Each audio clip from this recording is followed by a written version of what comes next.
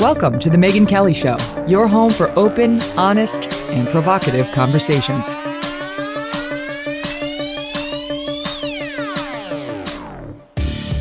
Hey everyone, I'm Megyn Kelly. Welcome to The Megyn Kelly Show. Today, more fallout in Afghanistan. And Biden, who says, I stand squarely behind my own decision, in fact, seems to be pointing the finger at anyone and everyone else. He took responsibility for nothing yesterday, and very little's changed other than assurances that he is going to get our personnel out of the embassy, that he is going to try to get the Afghans who helped us out to safety, though very unclear how he's going to do that. We're sending another 6,000 troops in after we withdrew, the some odd 2,500 left. And the condemnation against him remains near universal. Some of the more leftist media personalities, Joy Reid, Nicole Wallace, they're starting to defend Biden, but this is a humiliating moment for him. The images that came out of Afghanistan yesterday are nauseating. They were completely unnecessary, and they are on him. So we're going to be joined today with reaction from Rob O'Neill and why he's feeling disgusted by what he's seeing. O'Neill changed his Twitter bio description of himself to, quote, just a dude who fought for this country for no reason. So Rob's here, and we're going to talk to Rick Grenell, former acting director of national intelligence, former ambassador to Germany, on the finger pointing at Trump and whether, in fact, some of this is Trump's fault and whether Donald Trump would be sitting there right now watching the Taliban take over in Afghanistan without doing anything, which is essentially the implication. What do you think? Going to get to our guest in 1 minute, quick ad, and we'll get right to it. Master Spas is the largest swim spa manufacturer in the world, and it's the largest hot tub manufacturer built entirely in the USA. This is an award-winning hot tub and swim spa manufacturer. Master Spa is going to give your family a retreat within the comfort and safety of your home. It's a very crowded hot tub market, believe it or not, and Master Spas in that market stands out. And it begins with the way they treat their customers like family. You'll get the best service, the best prices, and the best products. A Master Spa's swim spa is ideal for swimming, for fitness, for relaxation, and of course for family time. And the swimming is actually really amazing. They've partnered with Michael Phelps on a signature line of swim spas. And he has a swim spa installed at his training center that he uses to help him with his stroke technique and then to relax and recover after a hard day of training. So you know you're going to use this thing for swimming. You're not going to be disappointed. They've got different size models, layouts, and swim performance levels to fit anyone's needs. You know, it's one of those things where like you get in and you can swim in place because the current is pushing against you. So you don't need an Olympic-sized pool to get in shape right in your own backyard. It's brilliant.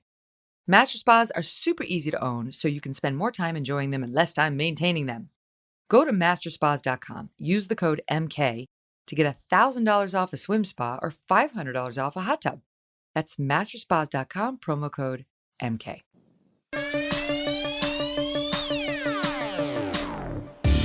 Rob, how you doing? I'm well, Megyn. How are you? I'm good. Oh my gosh, I'm so happy that you're here. I'm dying to talk to you about everything that's going on. Let's just start where I left off yesterday, which is, what'd you think of the Biden remarks? Well, it's one thing to say the buck stops here, and then it's another thing to take responsibility. He took zero responsibility. He did what a lot of people do nowadays. They come out, they blame Trump. Not my fault. Buck stops here, though, even though it doesn't. I think he came out. He read a speech someone else wrote for him, and he left. Yeah, right. He gave it lip service. The buck stops with me. But then the rest of the speech was, but it's Trump's fault and the Afghan army's fault and the Afghan government's fault. And literally there wasn't one moment in which he took responsibility for anything. No. And there's so much going on here. This is something that happens when you just surround yourself with yes men. And that's what a lot of people do to include military people. You get to a certain rank in the military, up to the colonel or general officer or admiral level. Everyone surrounds you to tell you exactly what you want to hear, even if it's fake. And every general and admiral tells the politicians what they want to hear, because everybody wants a job as a contractor or in government once they're done with the military, and it's all very personal to them. And that's it. So when they're being told yes, anyone on the ground could have told you that most of the Afghans are going to throw down their guns and run away. And if you look at the pictures of the people coming out, they have a C-17 full of I don't know how many hundreds of people. They're all males. 600. All males. Yes, it's like only a smattering of women. Yeah, they're talking about women and children that are going to get brutalized and raped and murdered by the Taliban, yet they don't even take them with them. We could have seen that, a lot of that coming. It just they were never ready to. And that's, that's a lot of it's our fault. We trained them as best we could, but some of them were just there because we gave them an easy paycheck. Just like President Ghani, he left. He put so much cash that the American taxpayers gave him in a helicopter they couldn't even close it. So that's where your money goes to him. He left. He's out of there. Unbelievable. Right. I know their leader did flee. There's no question.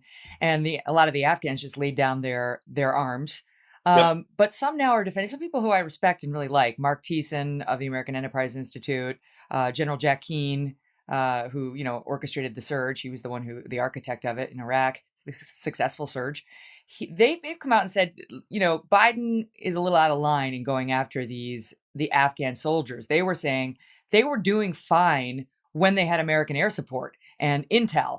And once we decided to stop doing that and sort of ceased combat operations, the Americans back in 2015, the Afghans shed a lot of blood and treasure, that they had some odd 53,000, 57,000 of them dead, 2,500, I think, just this year, that they did fight. They tried, but it wasn't easy. They couldn't do it without our actual support once we decided we weren't providing that.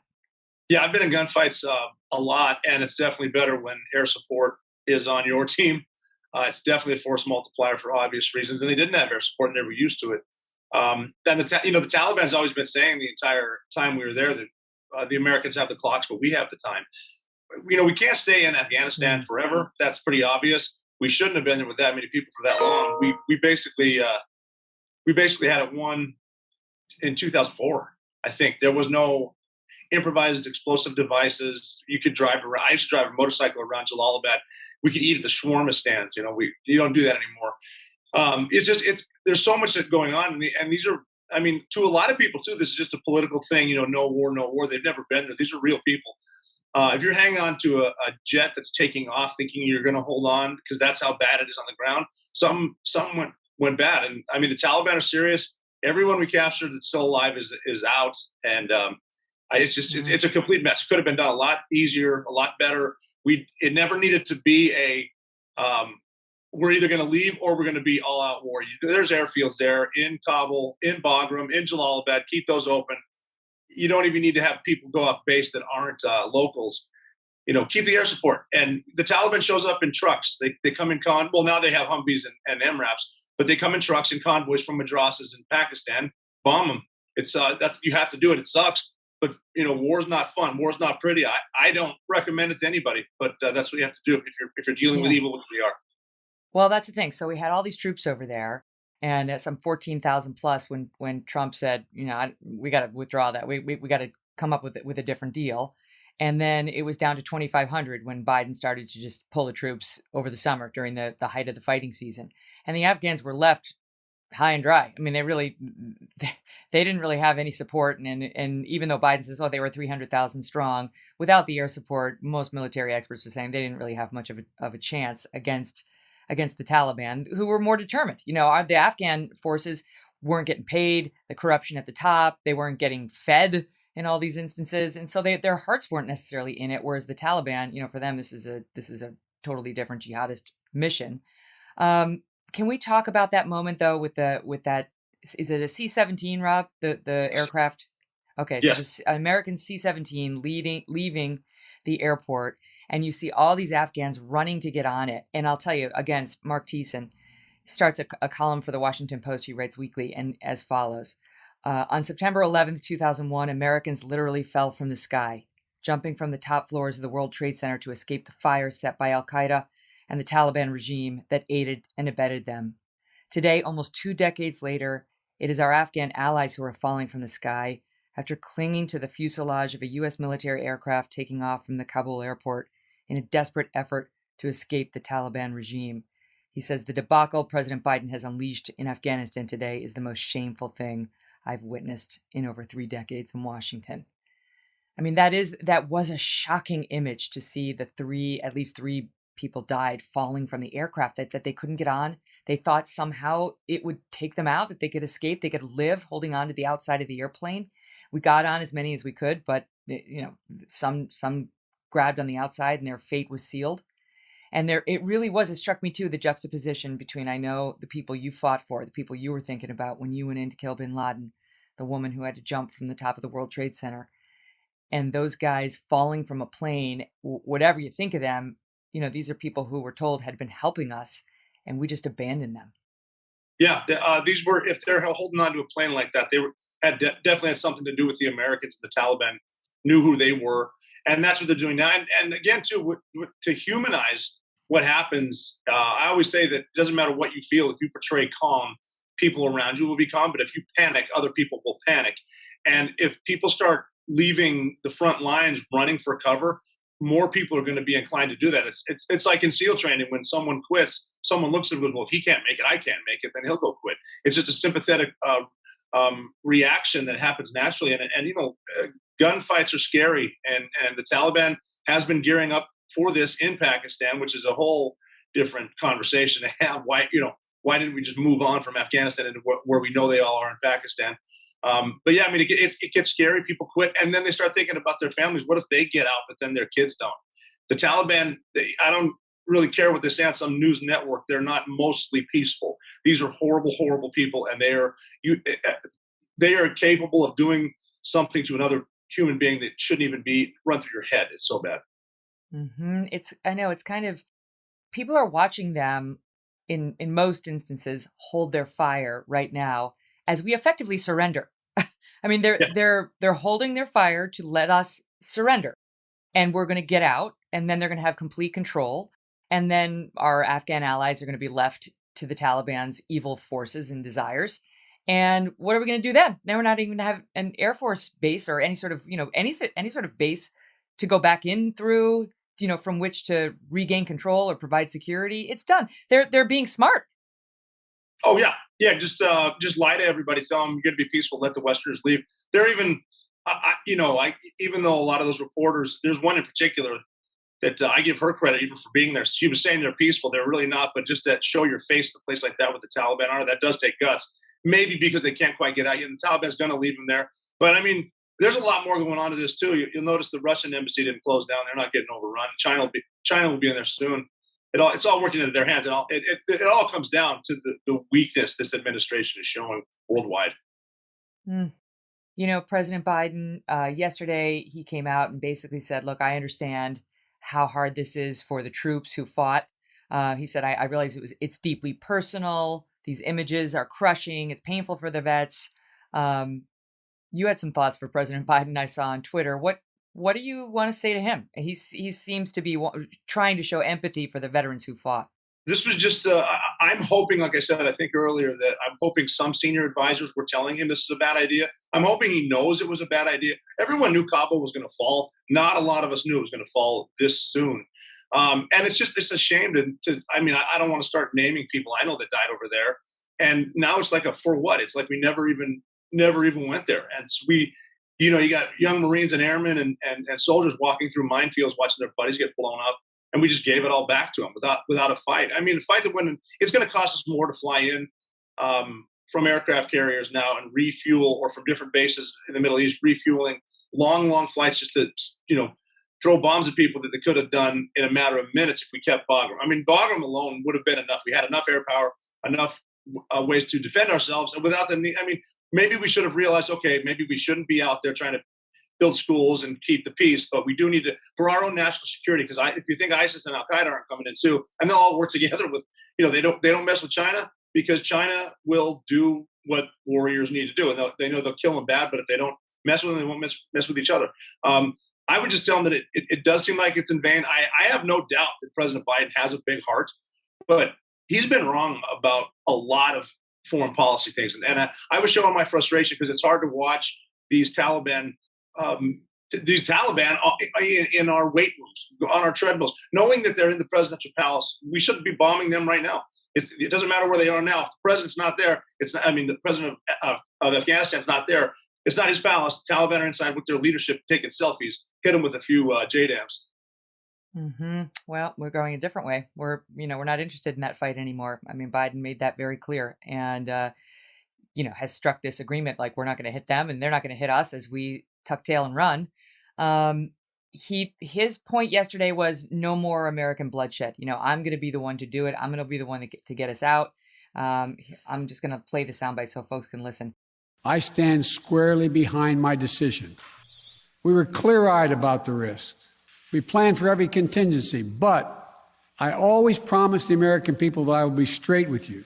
The truth is, this did unfold more quickly than we had anticipated. So what's happened? How many more lives, American lives, is it worth? How many endless rows of headstones at Arlington National Cemetery? I'm clear on my answer. I will not repeat the mistakes we've made in the past.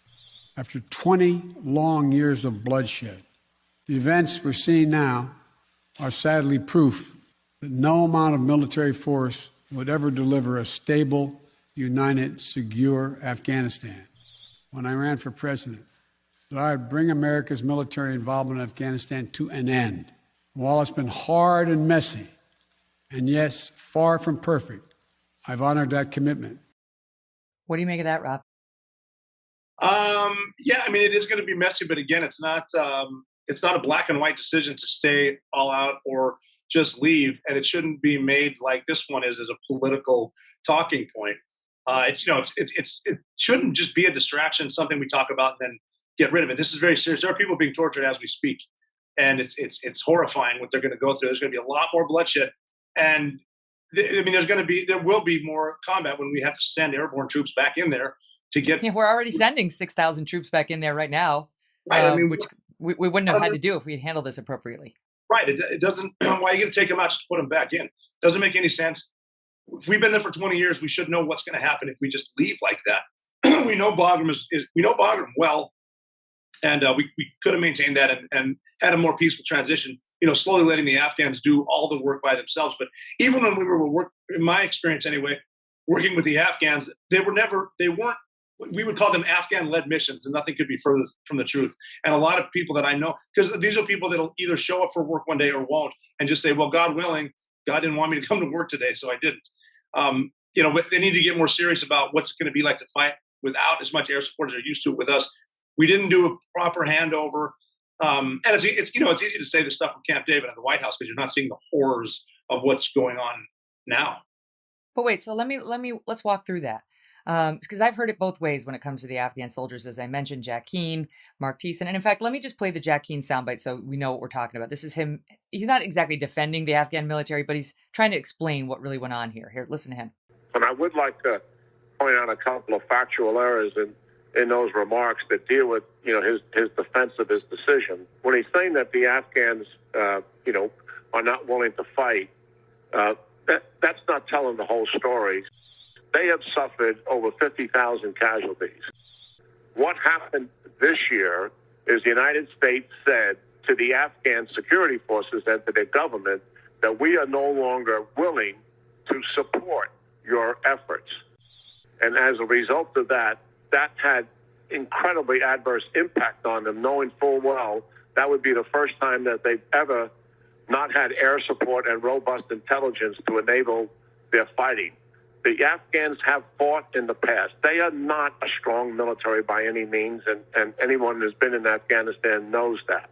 But with U.S. enablers, what we were able to achieve is a stalemate. We pulled the plug on them, and they collapsed. That's a fact. They have fought, and they certainly have suffered.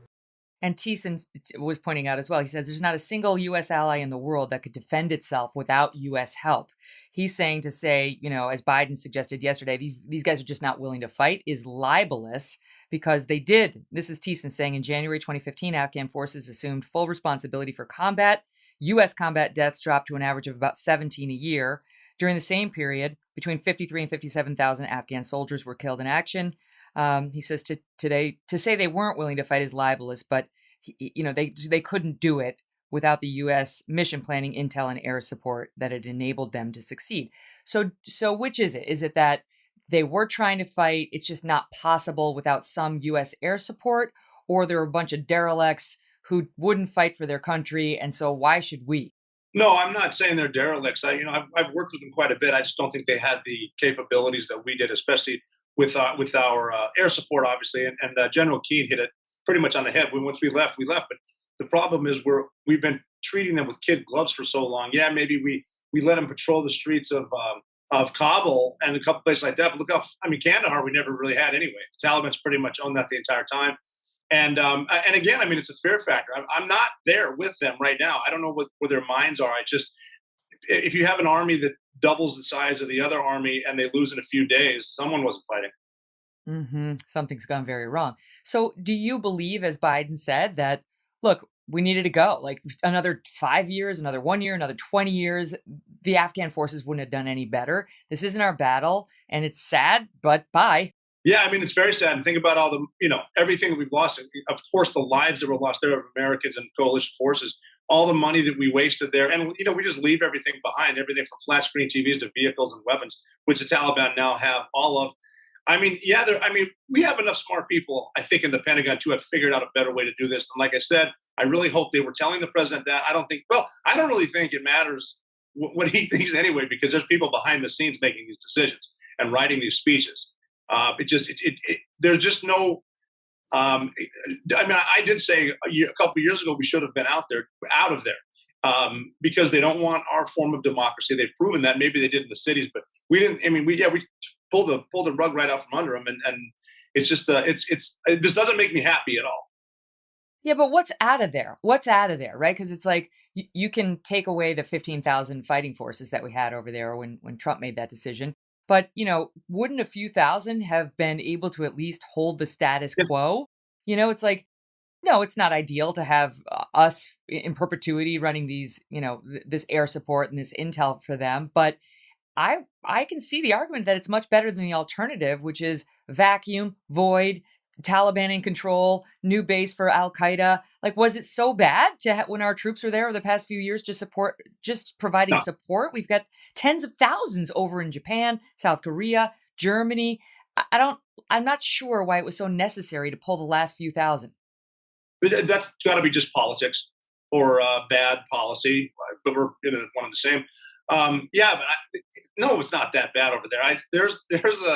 The airfield, there's a base on the airfield in Jalalabad where I stayed for a few months. It was like a European resort, full with like a bar, wow.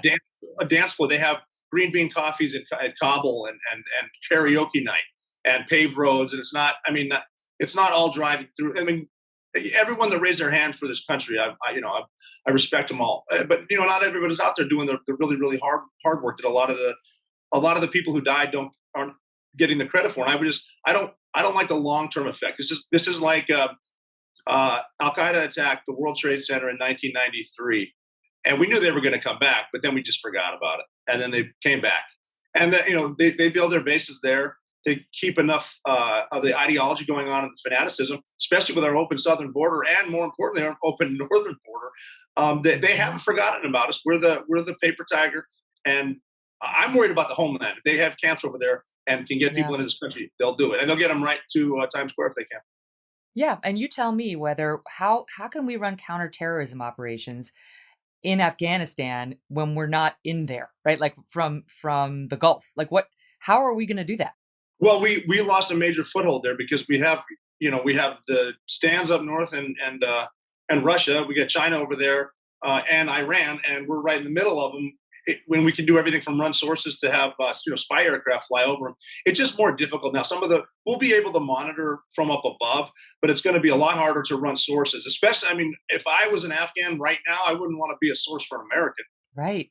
Of course, after the way we just treated them, there's been heartbreaking reporting coming out about people who helped us, not just the translators, but all sorts of guys. I mean, you're in a better position to talk about that than I am, but there were a lot of Afghans helping our troops. And they're coming out now saying, "Oh my God, this is just." Here's one of them. They just pulled one testimonial. I don't know what the U.S. did to us," says this one guy. "We're betrayed. We're trapped. We're waiting behind a closed door for someone to come and haul us outside and execute us in front of our family. This is so terrible. We will not survive." This is Deseret News and name withheld. A guy out of Kabul, Afghanistan, who spent 10 years as a vehicle contractor for the U.S. military. His special immigrant visa applications were repeatedly rejected because of errors in the recommendation letters from his U.S. supervisors. So, we've made it pretty hard for these guys to get out.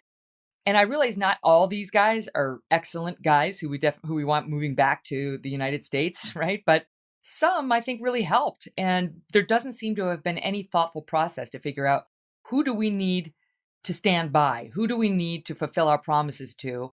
A, because it's the moral thing to do. And B, for the reason you just pointed out, because we want to send a message to others, help the United States. We got you. Don't worry. We won't abandon you. Yeah, that message is very clear right now that we're not in anything for the long haul. We're at a point now where people say and do stuff just to get elected again. Personal power. I don't know what's going on with with Russia and China. Everything from closing down the Keystone pipeline to opening up the Russian pipeline.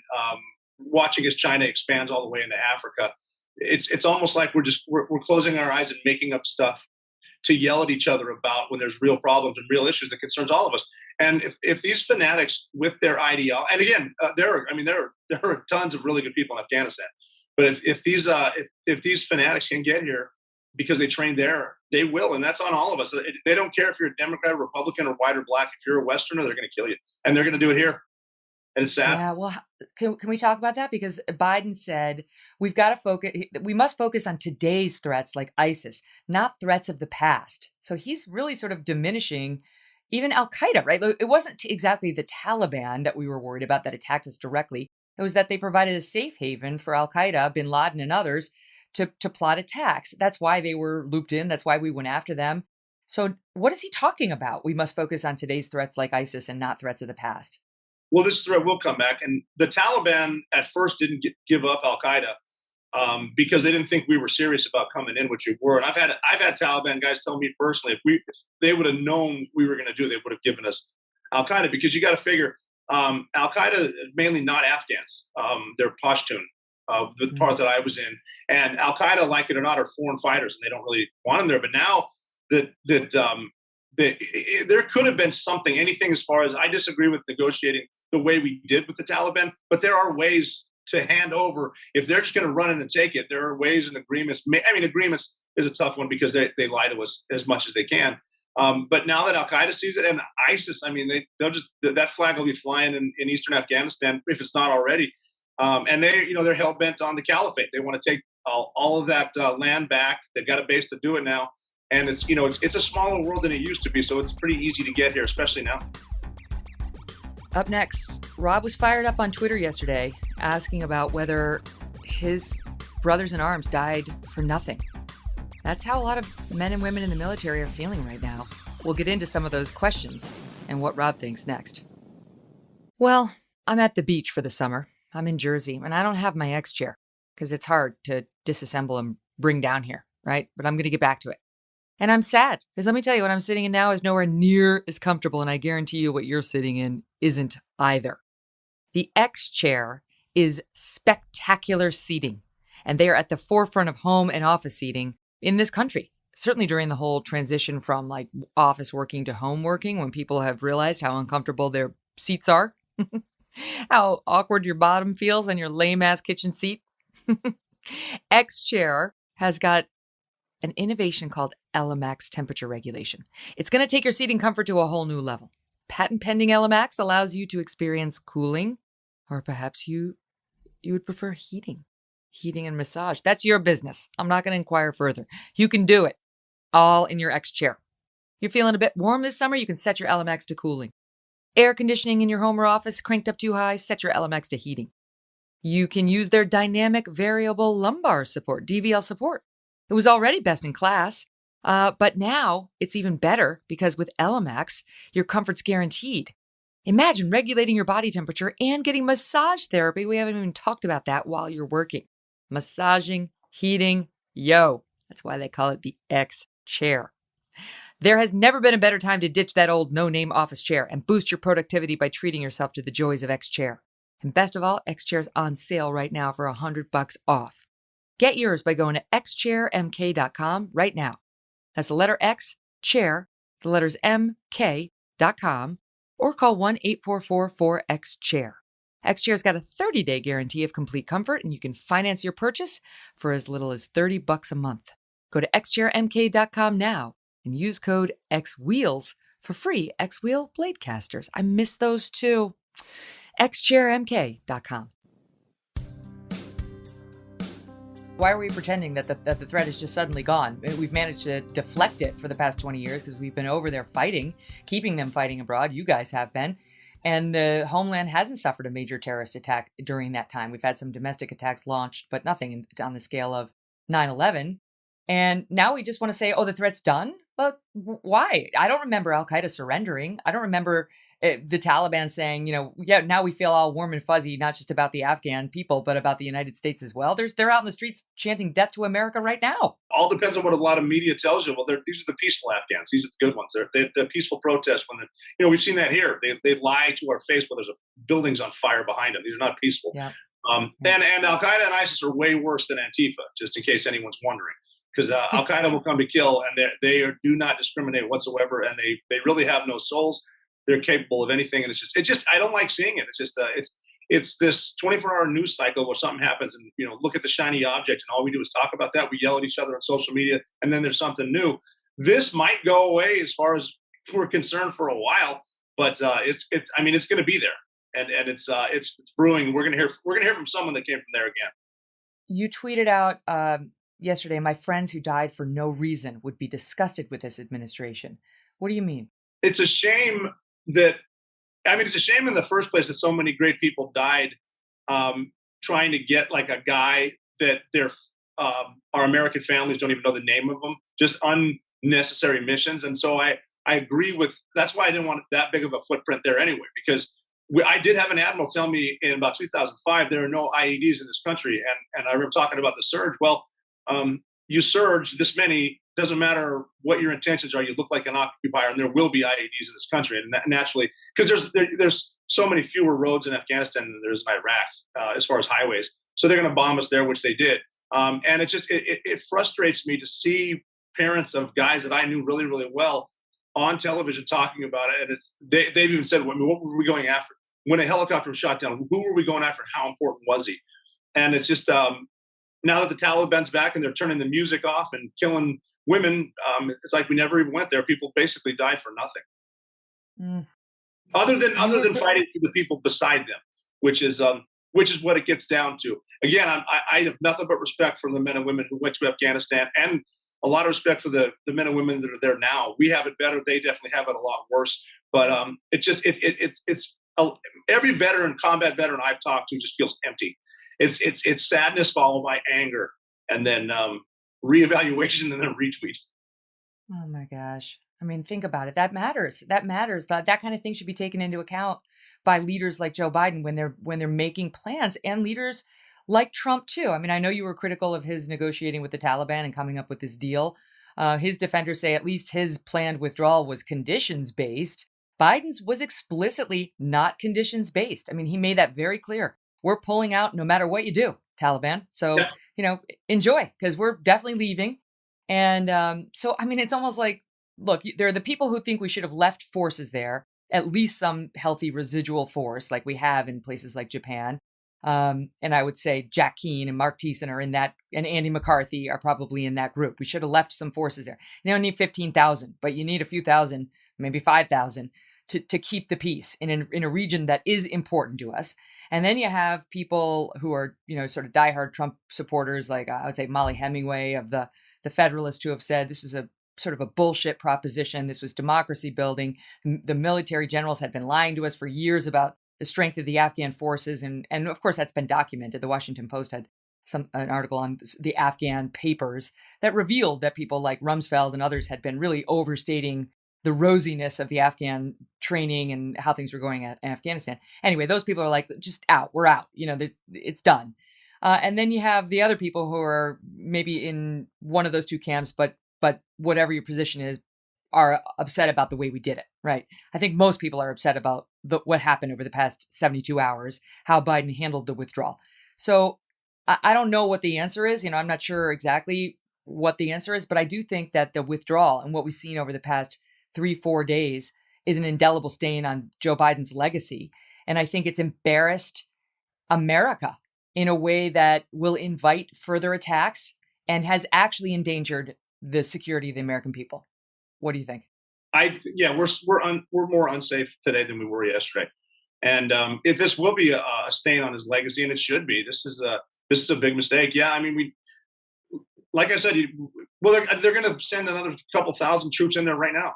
So we took them out, sent them back in. It's going to be harder because they're going to be embedded and they have our bases and our weapons now. But I mean, more Americans are going to fight. If we're going to get those Americans out of Kabul right now, some Americans are going to have to fight again, and that's men and women from the United States with blood on the ground again. And it's sad to see it. But a lot of times, it's not as cut and dry again as people want it to be. But yeah, I mean, there are a lot of people that are not telling politicians and the public the truth about what's going on the ground. I've heard there's hundreds of thousands of different experiences. I just know what I've seen. Not there now, but I think we're unsafe. The president on 9/11, 2001 was George W. Bush. You talked about him saying, and you remembering when you were off to kill bin Laden, President George W. Bush saying, freedom itself was attacked this morning by a faceless coward, and freedom will be defended. How do you view that comment, that commitment right now? The commitment's not there because no one really has a stomach for it. We have been there for a long, long time. And I think that there's a lot of factors here, but one is we've let political correctness become the most important thing in everything, including our military. And we just taking our eyes off the ball. It's to fight. Marines don't need to build schools. They need to break things and kill people. And, we had it in us, and we kicked everybody's butts when we started. We started worrying about everything else, and we started worrying about social experimentation. We don't remember what's important, and then if something is the truth, we'll just lie to each other so we feel better. And we're basing everything off politics and emotion instead of facts. People don't like to hear facts. You can get banned from social media for saying the truth. Yeah, and what about our generals, Rob? Because I've seen you ask, has anyone resigned yet? Anyone at all? I mean, why do you think that's necessary, and who specifically do you think needs to step down? I'm just disappointed with the highest level of general officers and admirals in the Pentagon who are just towing the party line because they want that job at a contracting place in 2 years. Keep them, people have a tendency to lie to their boss to make them happy, and there's a lot of that going around. I know enlisted guys that called the Pentagon the five-sided wind tunnel because all it is wind going around. With obviously a lot of taxpayer money they can just waste because it's not theirs. I think that we need to try something new. We haven't been able to win a war since World War II. And I think that what that means is if you get to a certain level, you shouldn't be making decisions without advisors who have at least been on the ground telling you the truth. I think the chairman of the Joint Chiefs should be an 04, a major or a lieutenant commander, instead of a 4-star general. And not because, most generals I've met, I love. Really, I think everyone wants to do a good job, but you get to a certain point and you get used to the good old boy network and just start promoting people because you know them and whatever. And it's just, again, loss of focus, loss of leadership, and complete loss of humility. Wait, did you say that you think the chairman of the Joint Chiefs should be a what? An 04, a junior officer. It's an 01 through 010, an 04 Okay. who's been on the ground, who knows the leadership skills, at Oh. least advising. I just think it's time for something new. You need to have the captains and majors in there. What do you think about General Milley? Well, he has extreme egg on his face. He won't resign, though, because, again, at that level, they just don't Should he? care. Yes. Why? This is a failure. This is one of the biggest failures in the history of the country. He's the senior officer. Biden said the buck stops here. He should at very least be firing people because someone gave him bad advice at some point, and they all look like wimps. I don't know. Who knows what happened? But what I read in the papers is that Milley and Lloyd Austin, the Secretary of Defense, went to him and said, "Dude, not a good idea. Don't set September 11th as the withdrawal date. That's the last thing you want to do. Like, you're basically giving the Taliban a photo op. You think you're giving it to yourself." That's what Biden thought, that Yep. he's going to have some sort of a victory lap on that day. In fact, it was exactly the opposite, which was foreseeable, and that he overruled them. Now, I don't know whether that's true or not, but it's Biden's fault or it's Milley's fault. Well, it's somebody's fault, and they don't seem to care if we screw up like this on the ground. We either die or get fired. But they just they keep their same parking spot. Mm-hmm. Can I just ask you this before we wrap, Rob? Yes. What are you feeling, right? Because Today, I feel what I hear from you is sort of resignation in your voice, like disgust, um, a bond with your brothers who fought in arms, just frustration with the leaders who are over the troops. But you explain it to me, because today, to me, you sound very frustrated, and I don't blame you Yeah, one bit. But I I was want you to very, explain it. very, very angry all weekend watching this happen. And I'm sure my social media reflects that. Um, Sad at the same time, but angry. I was actually with a few veterans, Army and two other Navy SEALs too, and just complete disgust. It's almost like the wind taking out of your sails. A great majority of my life was in the Navy, and that was my job. I know it doesn't matter, we're out now, but I know a lot of kids who are never going to see their dads again because they didn't come home. And it's just almost a lack of respect for everyone involved, and watching politics and political correctness take over. And this is what happens. You want to be weak. There are people that are strong, and you can lose to them if you give them an inch. It's a sad week. It's going to continue to be like this for a while. I mean, I have to tell you, I understand all of that, but as a citizen, I think most of us are still so grateful to the troops for all the sacrifice that was made on those fields. Men like you who went in and did take out bin Laden and did keep us safe for those 20 years and stopped a massive terror attack from happening on U.S. soil. It wasn't all for naught. I don't know if you can say we lost. I really don't know. I know that that's the headline. We've lost. We didn't end it well. We didn't Yeah. end it gracefully or with honor. But what happened over there, I don't know how you can describe it as a loss, given that you kept us safe for 20 years. Well, yeah, I guess the Taliban are going to announce that we lost, and a lot of news outlets are going to pick that up because it's a big upset. I can't remember a time on the ground losing, and our troops, our soldiers and Marines don't lose. But people do get killed because a bullet needs to be right once, and I've seen that a lot, and it's just what is a win though? We won when we killed Al Qaeda. We won when we killed Bin Laden. More people pop up, we'll just go kill them. That's we killed Abu Bakr al-Baghdadi. Army did that. I wish I had an answer, and the answer would be, what's all this fighting about? What are we all really doing? But again, it's a man-made ideology. They hate us. They'll always hate us, and it's just knowing them and spending so much of my time, my life away from my kids for this is just it feels gross. Yeah, the troops deserved better, and our Afghan allies deserved better, but the troops deserved a better ending than this. And it's not the end. That's what you and I both know. It isn't by far. Yeah. Gosh, I'm so grateful for your service and that of all of your comrades. Rob, thanks for being back with us. Thank you for having me. Always good to talk to you. Up next, we're going to be joined by Rick Grenell, the former acting director of national intelligence under Trump. What does he think about this situation and who should resign? We'll get to that in 1 minute. But first, I want to bring you a feature here called Sound Up. And this is where we have some sound that we think you need to hear. And today, it's funny because Steve Krakauer, my executive producer, sent this to me. And you know who else thought this would be a good addition for Sound Up? Mr. Doug Brunt, my husband. So Steve, you and Doug have the same taste. Which explains a lot.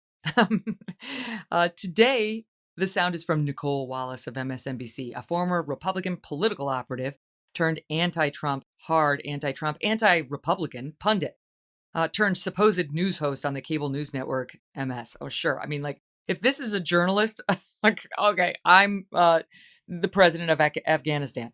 She gave her assessment of Joe Biden's speech, and guess what? She absolutely loved it. And not just her, she wants us to know that you loved it too. Listen. 95% of the American people will agree with everything he just said. 95% of the press covering this White House will disagree. And for an American president to finally be completely aligned with such an overwhelming majority of what the American people think about Afghanistan is probably a tremendous relief to the American people. She's an idiot.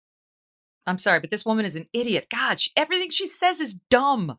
No wonder she was spearheading the Sarah Palin operation. I mean, I'm sorry, but with all due respect, whatever you think of Sarah Palin, she should not have been on that ticket. She's wrong again, all right? In fact, according to a new Politico poll, 25% of Americans, just 25%, think the withdrawal in Afghanistan is going well, and less than half support the withdrawal. less than half now, down 20 points from April. So we were talking about this yesterday, right? Like the American public, yes, they were in large numbers overwhelmingly in favor of pulling the troops from Afghanistan. But the thing, Nicole, about reporting the news is that before you make sweeping statements like the one you just said, that 95% of the public is going to agree with everything he said, you should actually see whether the numbers have changed, right? You should actually check yourself. And there was a political poll, or political reporting, a poll just yesterday that now, where it stands now is, let's see, I want to get you the numbers. 49% support the withdrawal, which is down from 69% in April. 69% of Democrats still support it. But guess what? Republicans, only 31% of them still support withdrawal. Only 31%. But in MSNBC and Nicole Wallace's world, that's 95%. If you've got 69% of Dems, you've got 95% of the population. That's how their math works. 38% of Democrats think the withdrawal is going well. Do they really? I'm surprised it's even that high. Only 14% of Republicans think the withdrawal is going well. And then when asked if the withdrawal creates opportunities for groups like Al-Qaeda to establish operations in Afghanistan, do you support it? Only 35% say, yes, I still support it. Only 35%. All right, so Nicole Wallace doesn't, as usual, know what the hell she's talking about. Yet another reason not to watch that hideous channel, which is indistinguishable from CNN. Although I will say CNN has been doing good work on this story through people like Jake Tapper. I don't know if I'll vouch for the rest of the lineup, but Jake's been doing a good job. And Jake is, I wouldn't call him a Trump supporter, but he's far less partisan than the rest of the guys on that channel. If I'm going to turn on CNN, which I really don't, I would only turn on his show. Okay. Anyway, that's the kind of analysis you're going to get on MSNBC and probably why you don't watch it. So you stick with us and we'll bring you the news fair and balanced, truly fair and balanced, and we will keep bringing it to you in the form of segments like Sound Up. To Rick in 1 second, but first this. So when I heard about paintyourlife.com, I thought this is a great idea for birthdays or an anniversary or for a wedding. Actually be a really good gift for a wedding. Aren't you always looking for something good for a wedding? This would be amazing. But I was like, it's going to be expensive. And how much do we really want to spend on weddings? Well, I was wrong. I was right that it's a great gift, but I was wrong about the price. It's really special. And the way it works is you take a photo, or you could take two photos if you want to sort of have Paint Your Life merge them together. And they will get somebody to hand paint your photos into a painting. And they look so good. I really thought it was like, it's going to look like, whatever. I had concerns based on what I've seen my children do. Well, they were unfounded because it's spectacular. And I also was like, is it going to be cheesy? It's not cheesy at all. In fact, the one that we got looks beautiful. It's actually very classy. We've given one now to my mom, to Doug's mom. They both love them. So here's what you do. You get a professional hand-painted portrait created from any photo or photos at a truly affordable price. Okay, again, or you can combine photos. And then you choose from a team of world-class artists, and then you work with them until every detail is perfect. You can receive your portrait in as little as 2 weeks. You send in any picture, and then you'll get it back, and you'll be totally delighted, or you're going to get your money back. It's guaranteed. How about that? At paintyourlife.com, there's no risk. If you don't love the final painting, your money's refunded, guaranteed. And right now, as a limited time offer, you can get 20% off your painting. 20% off. And free shipping, too. To get this special offer, you just text the word MK to 64,000. Text MK to 64,000. MK to 64,000. Paint your life. Celebrate the moments that matter most. Terms apply. Available at paintyourlife.com/terms. Again, text MK to 64,000. Do it now. Rick Grenell, thank you so much for being with us today. Thanks, Megyn. Can I start with this? Mike Allen of Axios has like a daily newsletter, and he began it this morning with a picture of that C-17 aircraft and hundreds of desperate Afghans running alongside it as it took off from Kabul, and says, and I quote, "This is the defining image of the exit debacle, and many Democrats fear Joe Biden's presidency." That image is searing as sort of the ultimate tell of how we abandon our allies in Afghanistan. We abandon our mission in Afghanistan. and it was done in a way that has been almost universally condemned. Your thoughts on where we are today now, less than 24 hours after Biden attempted to defend himself by saying the buck stops with me after blaming virtually everyone other than himself. The images are haunting, and I think the images are also simple images for the Americans to understand. You know, we have a lot of busy Americans who don't always pay attention to the details of foreign policy. But when you see an aircraft, U.S. military aircraft taking off, and it's clearly dangerous, the video is scary from the moment you start watching it. But then to see Afghans literally clinging to the airplane as it takes off and then dropping from the sky is barbaric. And it shouldn't be happening, and it certainly shouldn't be happening at an airport that the Americans can easily make safe. And we had a debacle, and I think it's a rush job from Joe Biden. We all know that the criticism of Joe Biden has been loud, not only on this particular issue, but a lot of people have thought for decades that he's always been on the wrong side of foreign policy issues. You could go through a laundry list of where he's been wrong, and now we see the consequences when he's totally in charge. Before, I think as a senator, he just was voting the wrong way and speaking out in terms that were not helpful. But now that he's the implementer, we see the disastrous effects of his policies. Mm-hmm. The buck actually does stop with him, whether he blames others or not. It does stop with him, and he will be held to account in the viewpoint of the American people. I mean, that's sort of our history has proven that when you have a foreign policy debacle like this, the people will generally hold the commander-in-chief accountable, responsible for it. But what he essentially did on Monday was to point the finger at Trump and the Afghan army. And let's talk about that as somebody who worked for the Trump administration. Let's talk about whether this is Trump's fault, because here was Biden with some finger pointing yesterday and explaining how we got here. When I came into office, I inherited a deal that President Trump negotiated with the Taliban. There was no agreement protecting our forces after May 1. There was no status quo of stability without American casualties. Afghanistan political leaders gave up and fled the country. The Afghan military collapsed. We gave them every chance to determine their own future. What we could not provide them was the will to fight for that future. We talked extensively about the need for Afghan leaders to unite politically. They failed to do any of that. Mr. Ghani insisted the Afghan forces would fight, but obviously he was wrong. I know there are concerns about why we did not begin evacuating Afghan civilians sooner.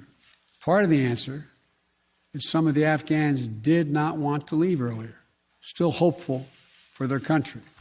And part of it because the Afghan government and its supporters discouraged us from organizing a mass exodus to avoid triggering, as they said, a crisis of confidence. So let's start with that. It was Trump's fault because Trump was the one who negotiated the deal for us to withdraw our troops. Was supposed to be by May. Biden decided to extend it to over the summer, which is the peak fighting time for the Taliban. Makes no sense, but let's just focus on that Trump's the one who struck this deal. Biden was just enforcing it. Well, let's talk about what Joe Biden did inherit. He inherited a stable Afghanistan. He inherited a situation where no U.S. soldier has been lost on the battlefield since 2020. And the American people's desire to have this 20-year war end had a negotiated settlement. I don't buy any of this, that somehow Joe Biden is trapped into exactly Donald Trump's policies. And then when they go wrong, he suddenly says, oh, well, that's Donald Trump's fault. I mean, look at the southern border. Look at, the Paris Climate Accord. There's a whole list of things that Joe Biden decided to change and do something different when he got into office, which is his right. But to somehow pick and choose to say, well, this is the policy that was handed to me, and so I have to continue the exact policy. Our position is that the policy was good and stable, and that the implementation that he was handed is what messed up. He was not able to implement the agreement in a safe way. I've served with General Milley. I'm not just talking about someone that I don't know. I think that a lot of this blame has to also be on Joe Biden's team, and that means his Secretary of Defense, his Secretary of State, and the Joint Chiefs of Staff, General Milley. They were more concerned with identity politics and wokeism over the last 6 months than they obviously were about implementing the Afghanistan pullout. And if we've ever seen someone on the job who's completely in over their head, you look at our policies with China, with Iran, it's very scary to have a national security advisor like Jake Sullivan, who clearly is too inexperienced to deal with crises on the world stage. So, one never knows whether these articles get leaked to protect somebody's rear end. But, what we're hearing is that Austin and Milley tried to stop Biden from doing this. And Biden said, I'm not listening. I'm going to be the one to pull the troops, and I'm going to do it my way. And, that's the end of that. I don't know who it is. I don't really care. I really don't. I just feel like, to me, it's 6 one way, half a dozen the other. It does end with Biden. Biden's the one who did it. He made the final call. This is his. And I know that he's pointing the finger at Trump, but let's be honest, Rick. You work for President Trump. Love him or hate him. Does anyone really believe that Trump would be sitting there allowing this humiliation to the United States right now? That he would not be bombing different cities in Afghanistan as the Taliban took them over one by one? Let me be very clear that in the negotiations with the Afghan government, we made it perfectly clear that if the Taliban began to take over, that the U.S. military would strike hard and that they would see the penalties of allowing the Taliban to take over. We made that clear to the Taliban. We made that clear to the government of Afghanistan. And not only was it clear, but they believed it. A credible threat of military action is better than a threat of military action. The credible part is important. And I think that what we're seeing from the government of Afghanistan and the Taliban, or Iran, or China, or Russia, is that they don't believe that Biden has a credible threat of action in case something goes wrong. They know that Donald Trump would do it. They knew that in real time he would be watching, that he wasn't going to be on vacation or away from Washington for 3 days. What they knew is that in real time, Donald Trump would react. And I think that's a big difference in what we're seeing now. We had, as one of the conditions, remember, Donald Trump had many conditions on the government of Afghanistan and the Taliban.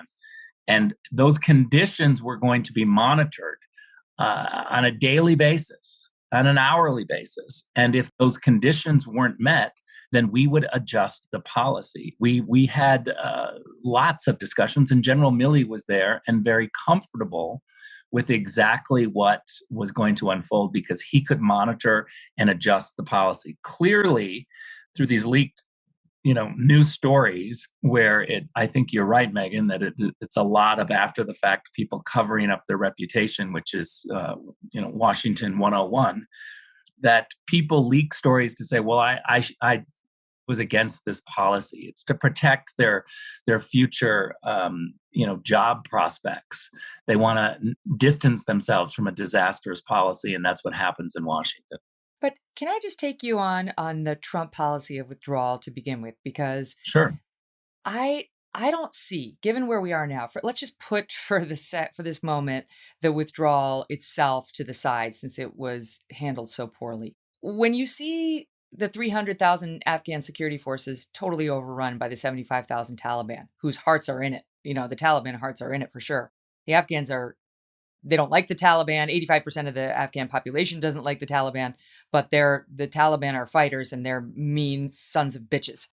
And, when you see how easy it was for them to take control city after city, it does make me ask if things had gone perfectly and we had withdrawn all of our security personnel and all of our embassy staff, and then we had taken our troops out of there and we had no one left, as was the plan, they just would have done it then. They just the Taliban just would have been doing this, going city by city once we were out, and we would have been left in this same position, no? Well, I think that's what I was referring to in the previous question is that, first of all, I think it's a great question, and it's something that we should always be exploring. But as I was referring to in the previous question, we were going to be doing real-time monitoring. And make no mistake that if the Taliban began to take over territories, they would have been confronted by the U.S. military from an air campaign. The military strategists will say, well, it's better to have boots on the ground. And to my reaction to that is, yeah, no shit. Of course, it's always better to have U.S. military getting real-time information on the ground. But we have to be able to, as a country, evaluate whether or not that's a good idea. Look, having Americans there at the embassy is one option. Also, recognizing that we may not have perfect information in real time in some countries is a sacrifice that we make in order to not have our men and women in harm's way. And so these are tough choices, but I go back to this, Megyn.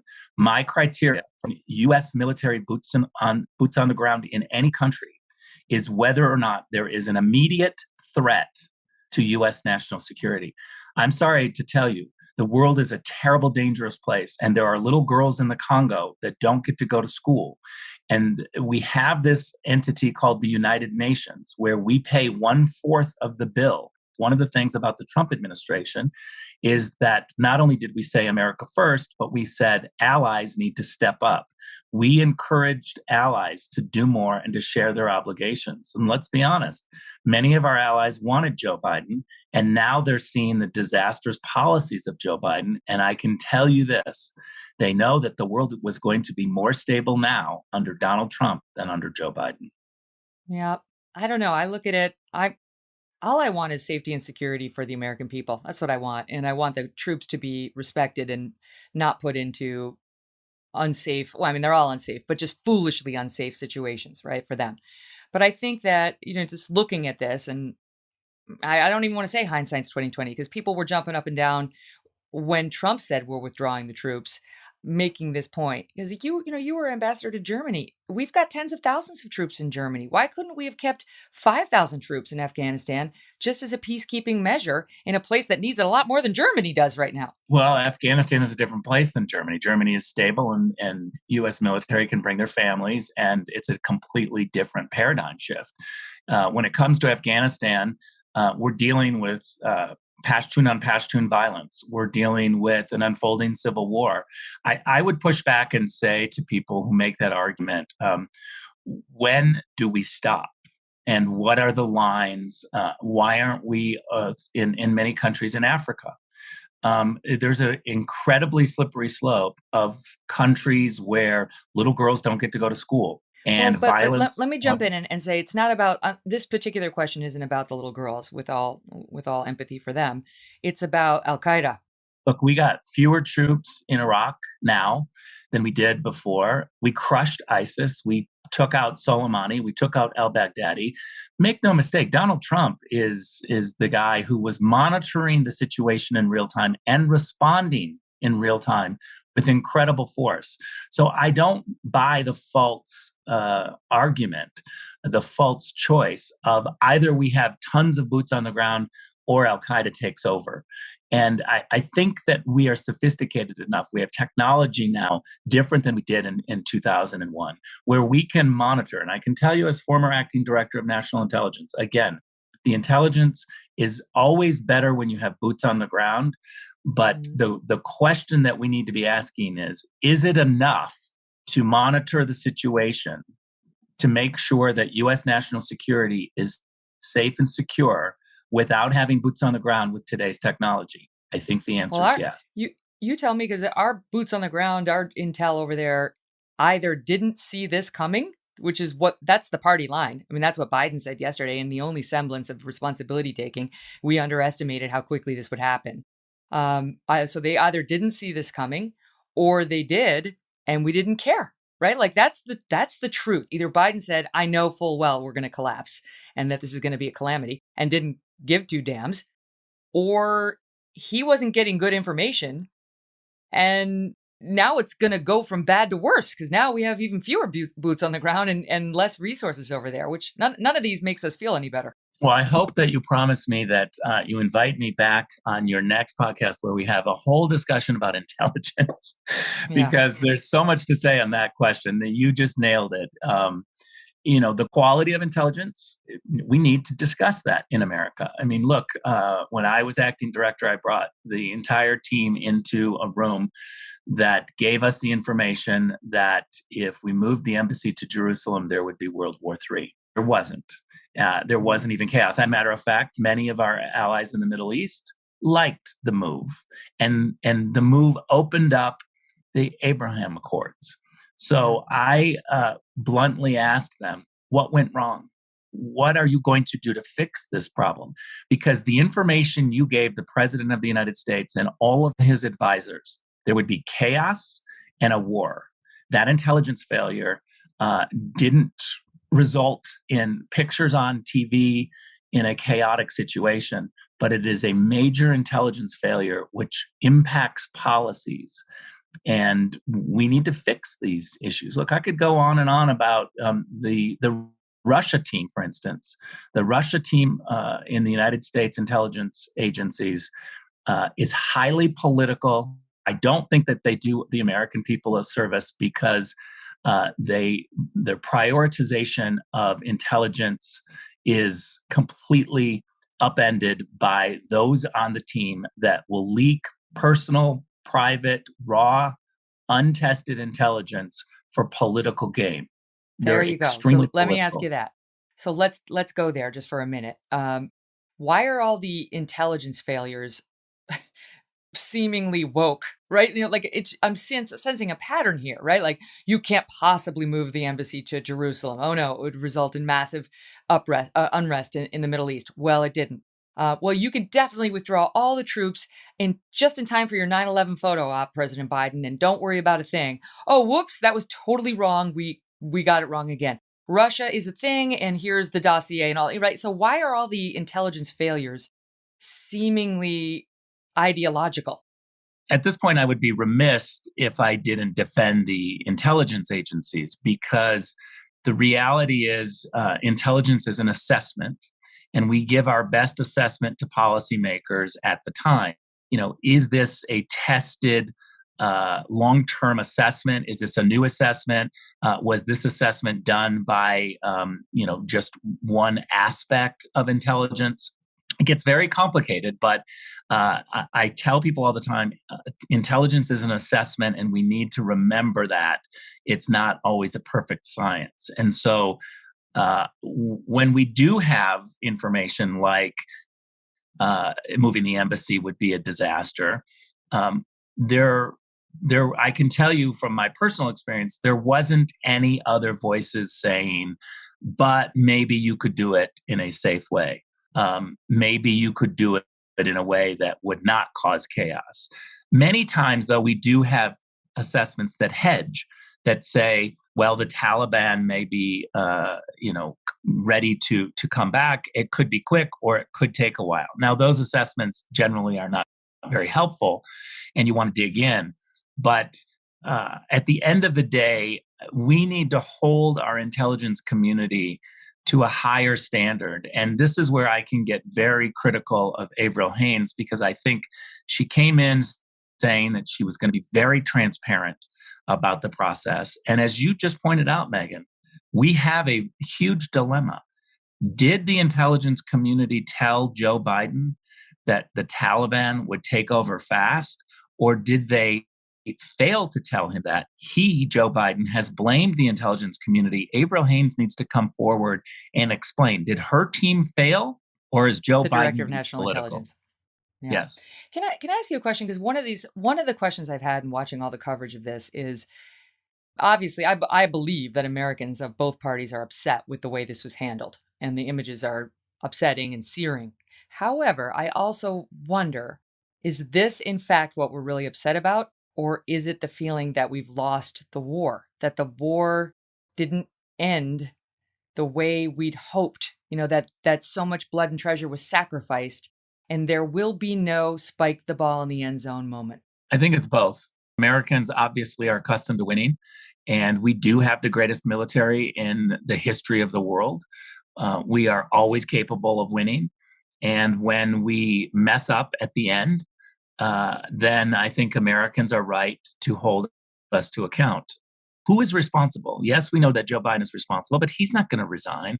But we need to see changes. Is it the National Security Advisor? Is it the Secretary of Defense? Or is it the Joint Chiefs of Staff? But let me tell you, somebody needs to be held to account and be fired. This is the type of thing that Donald Trump the next day would have fired somebody over. But in Washington, that's not what happens. It's a blame game, and it's a rush from the media, which we could do a whole nother segment on the failures of the media when it comes to rushing us into war and then not holding people accountable on the military side. So is this, Rick, do you think a story that will move past quickly? The troops will come out, the diplomatic personnel will come out, whatever Afghans we choose to remove will come out, and we'll move on? Or do you believe this will be a permanent stain on the Biden legacy, and this will be, if not the thing, one of the top things he is remembered for? Well, I think I go back to my opening comment, which is the images are seared into the American people's minds. And so that's never going away. So I think Joe Biden's legacy is ruined. I think it fits the narrative that secretaries of defense in the Obama administration have said, which is that Joe Biden has always been on the wrong side of foreign policy issues. I think he's turned out to be a disaster. We know he's weak. In terms of the State Department, they'll move on. They won't blame anybody. They won't blame the ambassador, which I think the acting U.S. ambassador should be held to account for this. He should have spoken up. He should have had his people evacuated beforehand. We knew that we were drawing down. There's no excuse for having too many people at the embassy. I think there's a lot of blame to go around, and we would rely on journalists to point out and to help sharpen the criticism. But we don't have a DC press corps that's willing to do that. But, Megyn, I have to say that there's one aspect of this that really you have a very unique insight to, which is the Bergdahl Five. And you were the one who broke that story by talking to Bo Bergdahl's platoon mates. And one of the individuals in the swap that President Obama and Vice President Biden did, who he let out of Gitmo, one of those individuals just led the revolt for the Taliban and came roaring back. And, Senator Tom Cotton has been warning for a very long time that this would happen. And there are consequences to that swap. Yeah. Oh, that story was chilling. Don't leave me now. We got more coming up in 60 seconds. There are consequences to these decisions. This has been, we're now 4 administrations in. Mistakes have been made across the board. And the guys who went over there and fought, and the families, the Gold Star families who lost some 2,500 Americans, are left wondering, was it worth it? But I will say on a larger scale, Rick, to me, this is feeling, I said it yesterday, I'll say it again, very Jimmy Carter-esque. It's feeling like a Jimmy Carter moment, because it isn't just what's happening in Afghanistan. It's what's happening with COVID and, hints of maybe we're going to lock down again. And everybody has to mask up based on one outbreak of Delta in Provincetown that happened over a weekend with a population that was taking risks. Andrew Sullivan described for us, it's just absurd, that don't apply to the general population. It's shutting down our oil production and then asking OPEC to come up with more. It's, you could go on with a number of things that are happening domestically that right now, inflation on a massive scale as we spend, looks like over $4 trillion more money that we don't have. I just think it doesn't feel like it's going so well, the Biden presidency. Even if you like him, even if you hated Trump, I'm not sure how you look at all these data points and say, things are going swimmingly. I feel really optimistic. Yeah. Well, look, I have 2 thoughts. The first is that we need to be very clear to our U.S. military who served in Afghanistan that their service was not in vain. They did exactly what they were asked to do. They made America safer by defeating the terrorists and making sure that that was not going to be a terrorist haven. The fact that politicians and the Washington types screwed it up at the end is not their fault, and they should have their head held very high. They made us safer. That's the first point. The second point, I would just say, I'm very cognizant that every great civilization has lasted roughly 250 years. And Ronald Reagan's warning that every generation has to step up to secure liberty. You may not be storming the beaches of Normandy, but we can't give up our liberties. We are the greatest idea that has ever been thought of in the world, and we need to protect that. And American people need to understand that they can't get fat and happy. And I'm concerned because the first and second generation Americans realize this. They came from fascism, and they're very sensitive to a media that becomes the mouthpiece of the ruling class and the little attacks on our liberties. I think the problem we have are the sixth, seventh, eighth generation Americans who, like a Megyn Rapinoe, who as a soccer player, let's be honest, a lesbian soccer player. The U.S. women's team is filled with lesbians. Don't you think that lesbians on the world stage should be the most vocal for America? They're playing against 69 countries that criminalize homosexuality. They're playing against 9 countries that will kill them. And yet we have an American lesbian who sits down and kneels for the American flag while she's cashing her check as the subway spokeswoman. It's outrageous. The white, and I shouldn't say white, but it seems like there's a lot of 6th, 7th, 8th generation white families in America that somehow think America is a terrible place, and they're teaching their children that. And it's the exact opposite. And they haven't tasted what life is like overseas. And so they've become fat and happy. And there's a reason those Afghan family members were trying to get on that plane to get out of a country like that, where they're so worried about the Taliban taking over. They're covering up the pictures of the women on the outside of the barbershops and the hair salons because you're not allowed to show your face, your hair. That's Afghanistan, right? And they talk about the United States like it's the same. And there was just a report this week that Hope Solo, former U.S. Women's soccer player, came out and said Megyn Rapinoe's been bullying the other players on the team to make sure they kneel during the national anthem. So she's not just somebody who doesn't love her country. She's a bully. And she objects to people who do love their country. That's Megyn Rapinoe. How does she get hired as a spokesperson for anything? Right? I don't eat Subway, but I'm certainly not going to eat it now. I'm not wearing my Nike sneakers either. I've stopped drinking Coke. There are little things that make you feel a little bit better about fighting back. But you're right. We have to speak out, and we have to hold our leaders accountable. And what's happening now could really lead to something very dangerous in the United States. I echo your point, though. Look, for 20 years, from 2001 to the present day, we have not had a massive attack on American soil launched by Al-Qaeda. And there's a reason for that. Those who died over there, they died for that. They kept us safe. Who knows how many American lives they saved during that period? They did their job. What happens from this point forward is as a result of politicians' decisions, and they too should be held to account. And decisions can be reversed, and leaders can be ousted. So we still have options available to us. Rick, I wish you were still in there. I wish we had a voice like yours speaking to power right now. Well, thank you for that. And thank you for these podcasts. What you do and defining so many issues is really valuable today.